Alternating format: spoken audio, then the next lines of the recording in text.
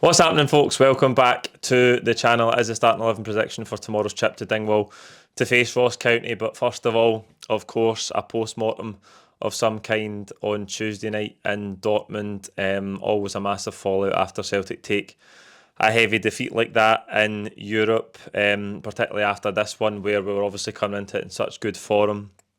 Feeling like there was maybe an outside chance we could get something from the game, given that Dortmund have looked shaky in their domestic games recently, and we've been playing so well. I don't think anybody expected we would end up, maybe wrongly, maybe naively, no one expected we would end up on the wrong end of a 7-1 defeat. Being there in the stadium, it was like watching a horror movie. I've never seen Celtic. I said it after the game. I've never seen us so exposed, so open. I've never been in a stadium and felt like every time the opposition got the ball, they were probably going to score. I know that Dortmund were very ruthless.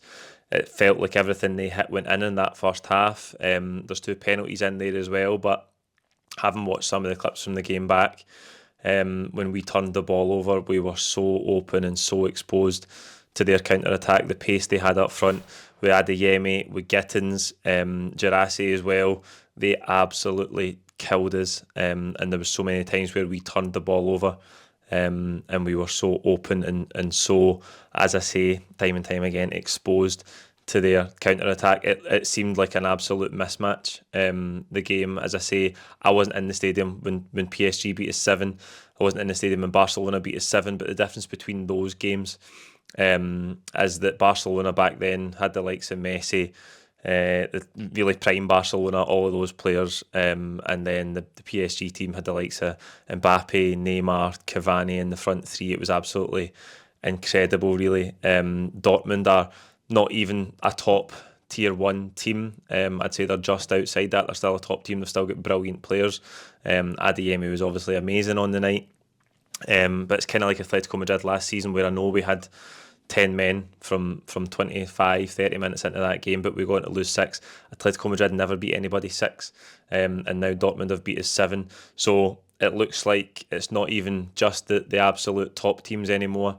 It's that sort of second bracket of teams now that can expect to absolutely embarrass Celtic away from home. And of course, Brendan Rodgers is now facing questions again about the approach, about tactical setup, which I suppose are natural after you get beat like that.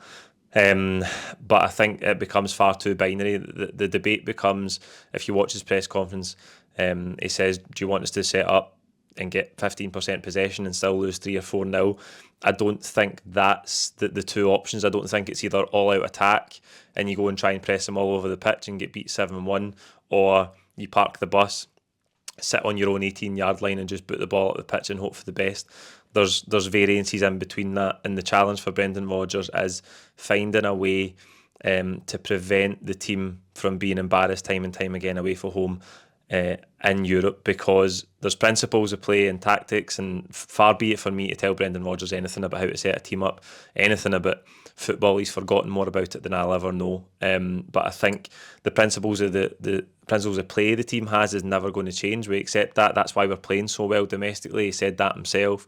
We have all enjoyed watching it recently, but the step up to this level, and the tactical level that the team has to get to, and understanding how to manage certain situations and survive certain periods in games, on Tuesday night, that seemed like we were way off it. And that's obviously a challenge for him from a coaching point of view, because nobody's asking him to abandon the principles the team has and go into these away European games with a totally different approach that the team never works on, that the team never plays with, because that wouldn't bear fruit. But we have to find a way to, yes, when we have the ball, and keep our identity and keep those principles that we work on all the time, but be a bit more clever and find a way to navigate these really difficult spells in these away games.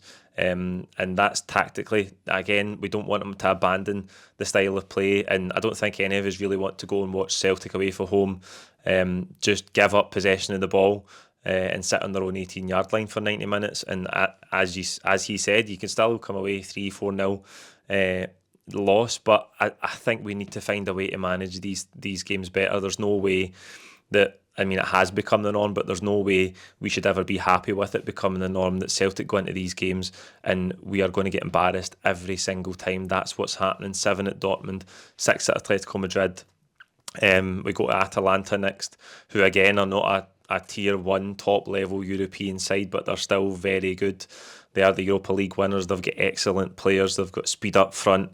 And you go into that with trepidation because we've watched Celtic away from home in Europe so many times, and far too many times the outcome is the same, that we look tactically miles off it, that we can't get near the opponents, that we concede far too many goals. We never really look like we're in a game. And Brendan Rodgers said before the game, as long as we can come away from it, knowing that we've defended, we've attacked, we've ran, we've put everything into it, we've gave the team a game. I don't think we can say that. I don't think we can say that we really gave Dortmund a game of any kind the other night. They absolutely ran us all over the pitch. And but for 2 or 3 really good Kasper Schmeichel saves, it could have been 8, 9, it could even have been 10 on the night. And the challenge for the players and for Brendan Rodgers is to find a way where that's not the situation Celtic find themselves in every time they go away from home to play in this competition. Right, so it's Ross County up tomorrow. It's the final game before the October international break, and it's back down to earth, really, back to domestic football where we've been absolutely flying. Never has it felt like we're so ahead domestically, and yet still further and further behind those top teams in Europe. But we come back with a trip to Dingwall tomorrow. I'd expect the manager to make some changes to the team. We've got injury concerns in certain areas of the pitch. Carter Vickers is going to miss out.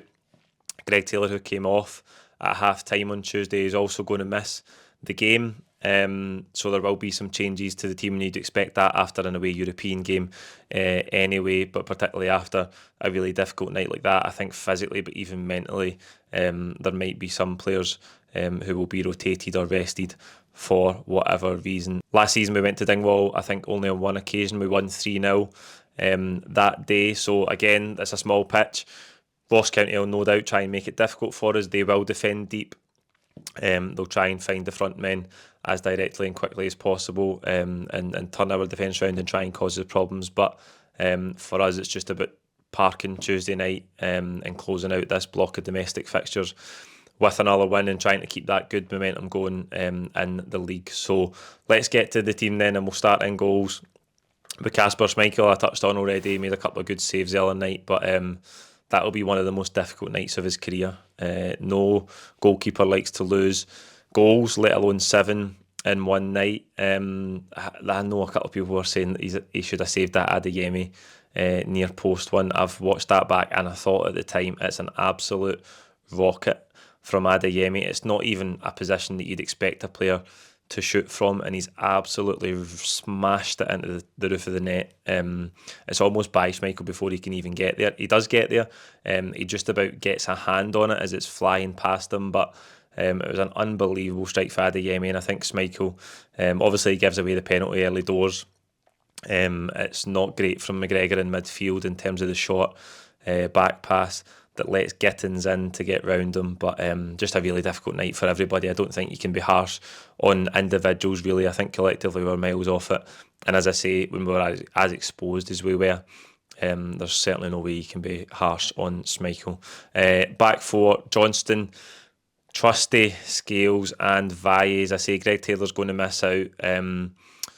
Again, in the fallout from the other night, lots of criticism for Trusty. It's early in the Celtic career. Adeyemi and Garassi did get in behind him lots of times. He struggled certainly with the pace of Adeyemi, as most players on the pitch, most players on any pitch would struggle to deal with the pace of Adeyemi. But it was a tough night. I don't expect Nawrocki to come in. Carter Vickers is still out, so I think the centre half pairing will stay the same. And like I say, Valle will come in. He did play the second half the other night because Taylor came off with that injury, but Valle will start in his place tomorrow. In midfield, I'm going with one change. I expect McGregor to still play. I expect Engels to start, and I think Hatate will come back in again as he did in the second half on Tuesday. And Paulo Bernardo will drop out. I was really excited to see Engels at that level. Again, it's so hard to look at individuals and say he was so poor and he let us down in this area and that area. I thought he has a good profile for us in these games in terms of his running ability, his power, but it certainly didn't look like that the other night. Again, like I say, you can't talk too much about individuals. I think collectively as a team, we were just miles off it. And it's really unfair to pick out individuals and pick apart their performance, because when you're in a team like that and you're being outclassed, it's really difficult for anyone to show their level and for anyone to stand up and have a really credible performance. So that's the three I think will start in midfield. Front three, wouldn't surprise me to see James Forrest start on the right hand side, but given that his last start, I think against Falkirk in the Cup, he wasn't fantastic. I'm going to stick with Kuhn for now. I think Maeda will keep his place, but I think Ida will probably replace Kyogo through the middle. Kyogo barely touched the ball the other night. Again, can you criticise him really for that? No, because for most of the game, he's chasing shadows in terms of trying to press Dortmund, and they're playing out past us. And whenever we got on the ball again, our shape and our ability to find players and progress the ball up the pitch was absolutely null and void. A really, really difficult night for a lone striker on Tuesday. Maeda gets the equaliser about 4 or 5 minutes in. I think once or twice in that first half, he was trying to get away in behind the Dortmund right back. I think it was Couto on the night, but again, just so little joy for anybody. Really, really struggled in terms of going to press the game. I think Kuhn struggled at times. Brendan Rodgers spoke about this in the press conference, where we went alone too many times and Dortmund were able to pick us off. It seemed like the left back for Dortmund was constantly free, and Kuhn was getting sucked in to go and press a centre half, and then the left back was always a free man, and Dortmund were out time and time again past us and then running. It felt like as soon as they got out, they were running on our goal, at least 2v2, 3v3, sometimes outnumbering us. It was just one of those nights, and Ida, he has that big chance in the second half. I don't know how he doesn't manage to find the net with it, but I think in this game it might be one that suits him to come in and start, and Kyogo to start on the bench. So there you go, that's the team I think Brendan Rodgers will go with tomorrow. I think I've gone for 3 changes from the team that faced Dortmund the other night. You can let me know how many you would go with in the comments section below. Please like the video, and we'll see you tomorrow afternoon in Dingwall with full-time reaction. Thank you.